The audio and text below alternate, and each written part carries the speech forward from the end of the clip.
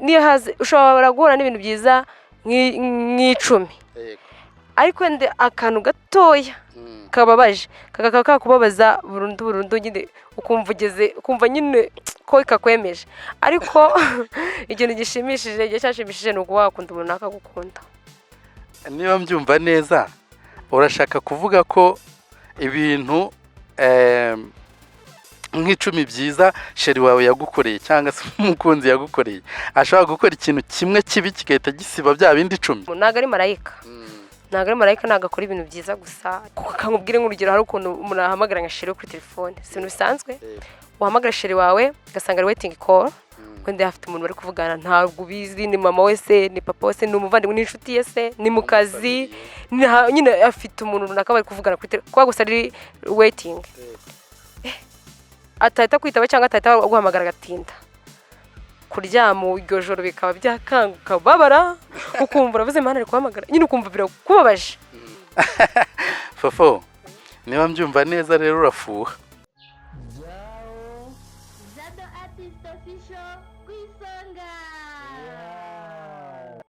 Ndabashuhuje nshuti bakunzi ba Jao TV show, ngiye ni Jado Artist Official, aha ni kuri Jao TV show. Nk'uko mubizi rero tubagezaho ibiganiro bitandukanye bivuga ku rukundo, bivuga ku buzima busanzwe, ariko turi n'abahanzi b'abanyabugeni. Aha rero ndi kumwe n'umukobwa mwiza cyane ugiye gutangira basuhuza anabibwira. Turakwakiriye hano kuri Jao TV. Ndagufasha nawe. Murakoze. Nitwa Oez Flomene bakunda kwita Fofo. Fofo ni akazina niswe n'inshuti zaje twigaraga, karankuza kugeza n'ubu ngubu karushijeho kuba keza, niko nkunda kurusha ayandi. Ako kazina karushijeho kuba keza nka nyirako byo byongeraho nabyo? Oya, ntabwo ibyo mbizi ariko nyine niko nkunda cyane kuruta ayandi. Twebwe ariko turabizi ko you are so cute. Murakoze ubwo wenda nibyo. Fofo, turakwakiriye hano kuri Jao TV show. Murakoze cyane, ndabishimiye. Umuntu utazi Fofo ni muntu ki? Ariko hagati aho ngewe kuko tuziranye kuva kera, nzi ko uri Philomene bigatuma nkwita Philos. Ubundi Fofo rihurira he na Philomene? Fofo urumva hari ukuntu nyine abantu witwa izina abantu bakashaka kurihina ryo rizajya riborohera. Nitwaga Philomene, ni nako nitwa, ariko nk'inshuti zanjye twigaraga niga Olevo barifashe banyita ngo Fofo mu rwego rwo guhina nk'uko umuntu yitwa Florence bakamwita Fofo, nanjye babigenza muri ubwo buryo banyita Fofo. Nanjye rero numva niko kanyoroheye muri iki kinyejana nyine cyacu nk'aba.com. Nk'aba.com. Iyo nkwise Philos abandi bakakwita Fofo, iryo wishimira ni irihe kurusha irindi? Nkunda Fofo kuruta ibindi byose, gusa niga Oliver hari umwarimu wakunda kunyita nayo ngo Philos. Twicaga physique n'imibare, akunda kunyita ngo Philos nawe muri ubwo buryo. Akunda Fofo cyane niko ndi. Okay, ubwo Philos ndaje ndivo nzaje nkwita Fofo. Fofo, nizere ko bari abantu bose bakureba babateye PC. Nabasubuje cyane. Okay, nabo barambwiye ngo barakwishimiye. Hari umuntu ujya ukunda gukurikira ino channel cyane ya Jao TV show witwa Matiku. Ayisambwira ati mumbwirire ngo love you. Ntacyo mvuze gusa ntawa ngo umukunda. Wow. Fofo, hano rero cyane nko kuri Jao TV show tujya dukunda kuvuga ngo urukundo ruganza iteka mu bantu, ariko abenshi bajya banseka bakavuga bati ruganza iteka mu bantu ahubwo se rurahari? Kuri wowe urukundo ubona ruhari? Rurahari? Urukundo gute se? Urukundo ruri ubwoko bwinshi. Urukundo mu bantu bisanzwe, urukundo mu rubyiruko, urukundo mu basore n'inkumi, urukundo muri couple nyine abantu bakundana byo gukundana. Urukundo mu buryo wenda? Okay, urukundo twarusobanura mu buryo butatu. Hari urukundo rw'abashakanye, hari urukundo rw'abafiansanya, hari urukundo rwa kivandimwe rukunda abantu bose. Ariko muri izo ngizo eshatu reka twivugire ku rukundo rw'abasore n'inkumi. Okay. Urukundo rw'abasore n'inkumi gushatse kuvuga ni igihe nibisanzwe byo gukundana umuhungu n'umukobwa mu rukundo nyine gukundana guteretana nyine abantu bafiansanya nko babivugaga. Yes ariko hari ikintu nanone nshaka ko ubanza kutubwiraho muri make dutandukanyirize gukundana hagati y'umusore n'inkumi n'ibyo twakwita dating fiançailles nyine. Ibyo bintu bidutandukanyirize twumve. Iyo umuntu akubwira ati ndagukunda egare kubwo abantu bahita bumva dating. Okay, murakoze. Ubundi ibintu byose biterwa n'umuntu ku giti cye, kuko ibintu byose n'abantu babiclassify bakabishyira mu byiciro bitewe nuko umuntu we yabyimva ku giti cye. Ubundi iyo tuvuze urukundo tukavuga na date, kujya kuri date, hari urukundo kukubwira ngo ndagukunda, umuntu wese yakubwira ndagukunda, cyane cyane ko abakobwa twebwe rero ibyo ngibyo byo urabyumva kenshi, umuntu wese akora ngo nagukunze, ndakwishimiye, ndagukunda, ibyo ngibyo urabyumva. Muri ba nyirarukundo ntago mbizi niba ariko nibwo Imana ngira ngo abigenjeje, usanga nyine umukobwa ahantu hose aciye ntago ashaka gutambukana n'umuntu amubwira ati ndagukunze, cyane cyane ku gitsina gabo bakunda nyine kubwira iryo jambo abakobwa, rero akabikubwira ataranakuzi ari ntabwo akubonye. Muri abo bose se ubwo ntiharimo n'ababa babeshya cyane muri abo bose? Oya, muri abo ntabwo twavuga babeshya ako kanya bitewe wenda nuko akubona abona kwishima kumva aragukunze, ariko urwo rukundo noneho rutandukanye no kuvuga ngo umuntu turakundana n'umukunzi wanjye. Ashaka kukubona ati nakwishimira gukunze kuvuga turakoze cyane, nawe ukamwishimira ukamwereka ko nyine ushimishijwe no kuba yakwishimira gukunze, ariko ntaho bihuriye n'umukunzi wawe, umuntu muri gukundana mufite ibindi bintu muri gupanga. Ibintu bibi urukundo rufatika bitewe n'ibyo umuntu abantu babiri bo ubwabo bari guteganya, bari kubwirana imishinga, ari kuvugana icyo ari kukubwira, icyo nawe umubwira, nicyo gituma urwo rukundo rugirira indi ntera rwava, kuko umuhungu wese ukubwiye ko ari gukunda ntabwo mujyana kuri date, ntabwo muba mugiye mu rukundo. Yes Fofo, ariko mbere na mbere rero buriya nibagiye kukubwira ko uri gusa neza vraiment. Urasa neza pe, ku myambarire, kuri face, ahantu hose. Okay, murakoze cyane. Nanjye nkunda ibintu byiza. Uri umusirimu mu mutwe.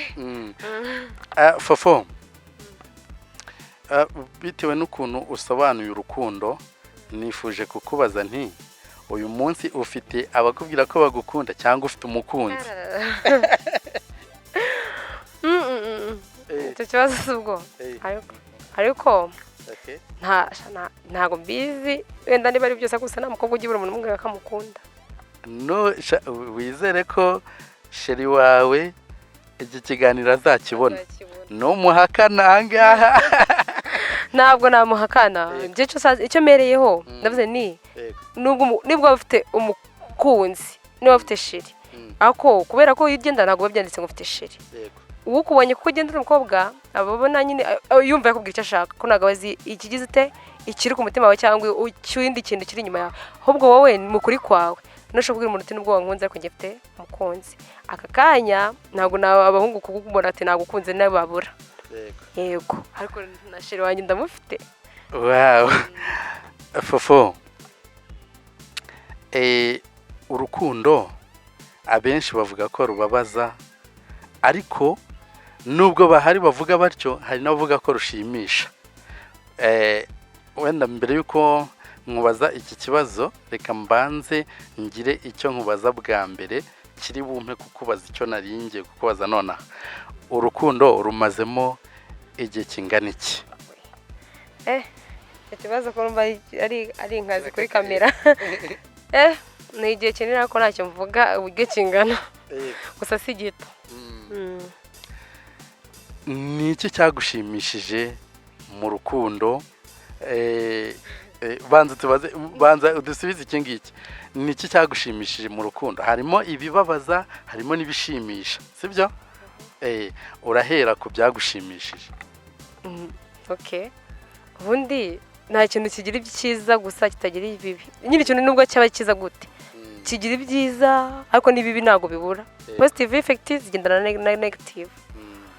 Ariko wenda icyo nakita wenda mu rukundo, icyiza cyo mu rukundo nuza ibintu biri negativity ndavuga ngo ibintu bibi niyo haze ushobora guhura n'ibintu byiza nk'icumi ariko wenda akantu gatoya kababaje kakubabaza burundu nyine ukumva nyine ko kakwemeje ariko ikintu gishimishije igihe cyashimishije ni ukuba wakunda umuntu akagukunda. Niba mbyumva neza urashaka kuvuga ko ibintu nk'icumi byiza sheri wawe yagukoreye cyangwa se umukunzi yagukoreye ashobora gukora ikintu kimwe kibi kigahita gisiba bya bindi 10? Oya ntabwo kibisiba ngo bigende kuko urukundo rurababarira nyine kandi ntabwo ari paradizo uzaba urimo gukundana n'umuntu ntabwo ari marayika ntabwo akora ibintu byiza gusa yakosa ahubwo icyo nshatse kuvuga nyine ibintu byiza kuko bitewe n'uko urukundo rumeze biba bihari ari byinshi ariko mu kubabara nubwo umuntu ashobora kuba ati narababaye cyane usanga ahuye n'akantu gatoya kakubwire nk'urugero hari ukuntu umuntu ahamagara nka sheri kuri telefone si ibintu bisanzwe uhamagara sheri wawe ugasanga ari waiting call wenda afite umuntu bari kuvugana ntabwo ubizi ni mama we se ni papa we se ni umuvandimwe n'inshuti ye se ni mu kazi nyine afite umuntu runaka bari kuvugana kuri telefone kuba gusa ari waiting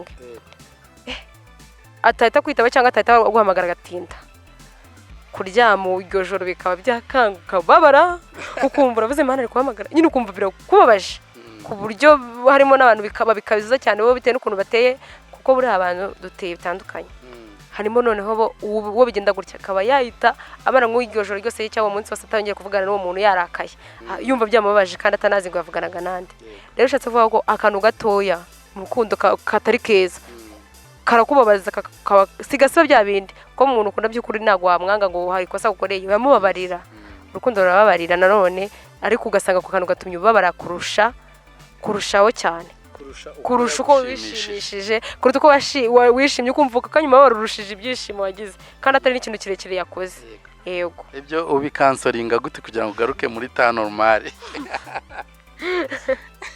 ibyo ngibyo wenda biterwa n'umuntu ku giti cye wenda kuri side ye nyako nkanjye iyo mbabaye nyine mpita nishakamo impamvu ziri positive gusa ako kanya niba nari mamagaye wenda muri ako kanya nkagira umutima muvuga ati ndashobora wanjye afite undi muntu ari guhamagara cyafite ibiki n'ibiki waye njyewe niyo nababara mu minota nk'itanu nyuma y'iminota nk'itanu mpita nongera nkihita niyumvisha mu mutwe wanjye ati okay yavuganaga n'abantu bakorana yavuganaga n'abavandimwe yavuganaga n'ababyeyi n'inshuti ze zisanzwe nkahita nikuramo ikintu kibi kuko buri ikintu cyose ni mindset ibintu ushyize mu mutwe niko bigenda niyo mu mutwe utekereje ikintu cyukagiha umwanya kirakuganza ariko nawe iyo ushatse urakirwanya ngiye nuko mbigenza mpita bya bintu bibi mpita nkishyiramo ikintu cyiza nkirengagiza nkiyizera yes ugatsinda umujinya Fofo niba mbyumva neza rero urafuha oya umura gufuha biri normal ni byiza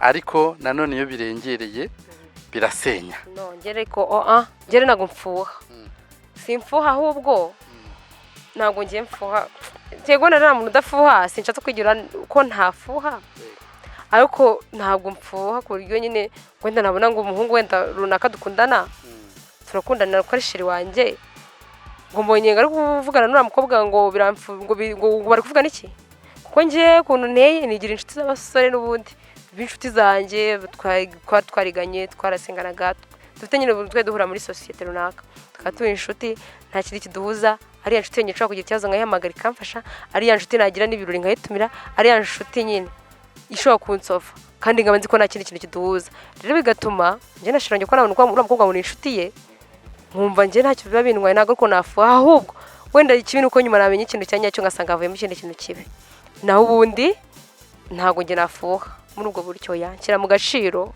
ubu sheri wawe ubu tuvugana arabizi ko ugira inshuti z'abasore yego ababazi inshuti zanjye bazizi ati mungu inshuti yanjye kamuzi ni inshuti yanjye n'uburyo bwo turi inshuti akaba abizi ni inshuti yanjye twariganaga turi inshuti ku ishuri niyo mpamvu mfite na nimero ze twebwe dushaka kujyana ikirori cyacu tukaba twamutumira nk'inshuti yanjye kandi akaza ubundi kuba shiri wawe kuba ndererano bajya bavuga ngo umukobwa ngo gutera biba gifite inshuti z'abahungu hari kugira inshuti z'abahungu zawe ku giti cyawe witsimbiyeho wihisheho ariko niba shiri wanjye ushaka kumubwira ati uriya muhungu inshuti yanjye nkamumwereka akaba amuzi icyo gihe mba numva ari icyizere gituma ashobora kumva ko uwo muntu nta kintu kiduhuza kuko nta muhungu waba mufite ibindi mupanga ngo uvuye ngo kumwerekana na sheri wawe icyo gihe se yaba ari aho ngaho akora iki ntacyo rero mba numva ibyo biba birimo ukuri. inshuti bakunzi ba Jyaho TV show, iki kiganiro ntabwo tubashije kugikomeza kubera imvura, ariko ndabasezeranya ko nzongera gushaka Fofo akatuganiriza, tugakorana ikiganiro cyiza kandi cy'ubwenge kirimo inyigisho, guseka, ndetse na burage nyinshi cyane. Murakoze, ndabashimiye. Niba ari ubwa mbere ugeze hano ntiwibagirwe kudukandira subscribe na like, ujye no muri comment section utubwire uko wiyumva, utubwire n'ibyo ushaka ko tuzagarukaho ubutaha. Njyewe nari Jado Artist Official, nkaba nari kumwe na Fofo. Ciao ciao. Jado Artist Official ku isonga.